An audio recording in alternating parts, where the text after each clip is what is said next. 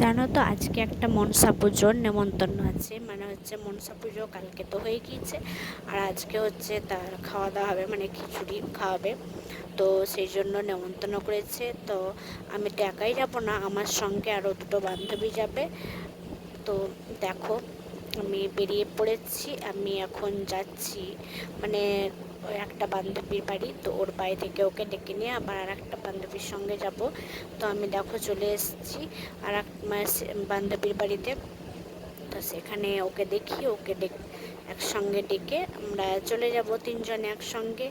ওখানে গিয়ে তারপরে তোমাদেরকে দেখাচ্ছি। আমি দেখো রাস্তায় এখন যাচ্ছি, আসলে রোদ গরমটা এত বেশি না, মানে যেতে ইচ্ছে করছিল না সত্যি বলতে, মানে একদমই যেতে ইচ্ছে করছিল না, প্রচণ্ড রোদ, তারপরে গরমের মধ্যে খিচুড়ি খাওয়া। কিন্তু অনেকবার করে বলেছে, মানে আমাদের বাড়িতেও বলে গিয়েছিল সবাইকে, কিন্তু বাবা যাবে বলেছে, আর মা দাদা যাবে না, বাবা যাবে। আর আমাকেও বলেছিল। তো আমি বললাম ঠিক আছে দেখছি, কিন্তু সকালবেলায় দুটো বান্ধবী মানে ফোন করে বললো যে ঠিক আছে তাহলে একসঙ্গে যাবি। তো আমি বললাম ঠিক আছে দেখছি যাব।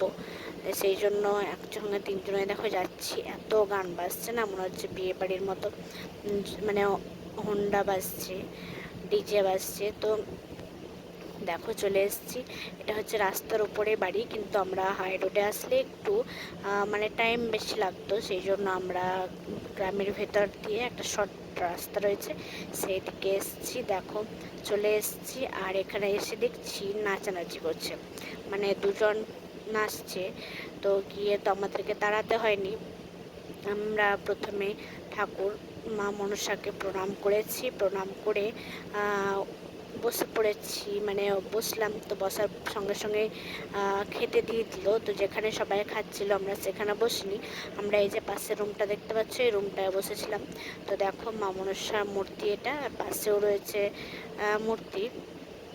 তো প্রণাম করা হলো, তারপরে আমরা পাশের রুমে বসেছিলাম, বসার পরে আমাদেরকে খেতে দিল। তো একটা বান্ধবীর বাবাও ছিল, খাচ্ছিল, আর কারণদা ছিল সঙ্গে, একটা দাদাও ছিল। দেখো আমরা এখন খেতে বসে গিয়েছি।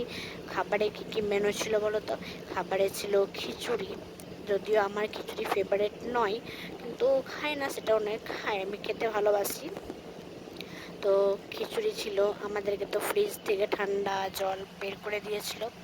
তারপরে ছিল একটা সবজি, মানে পাঁচ তরকারি যেটা বলে সেটা সবজি ছিল, আর ছিল চাটনি, তারপরে ছিল পায়েস, আর মানে এখানে বলি হয়, মা মনসার এখানে বলি হয়, পাঁঠা বলি হয়, তো সে বলির প্রসাদও ছিল।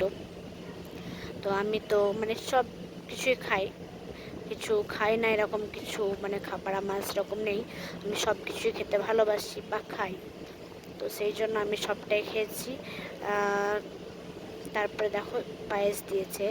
তো এবার খাবারটা খেয়ে কিছুক্ষণ বসেছিলাম, মোটামুটি আমাদের খাওয়া হয়েছে 1:30টার দিকে, তারপরে কিছুক্ষণ বসেছিলাম 2:30টা অবধি বসেছিলাম। বসে থাকার পরে তখন চলে এসেছি, কারণ হচ্ছে পিকু ঘুমাবে, ওই টাইমে পিকুর ঘুমের টাইম।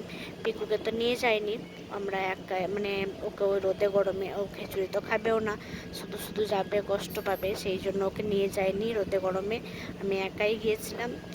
আর বাড়ি এসে দেখছি তো পিকু তখন খাচ্ছিল, কারণ এমনিতে আমি ছিলাম না, যেহেতু রান্না দেরি হয়ে গিয়েছিল। তো পিকুর খাওয়ার পরে ওকে খাইয়ে দাইয়ে আমি মানে ফ্রেশ করে তারপরে ঘুম পাড়ালাম।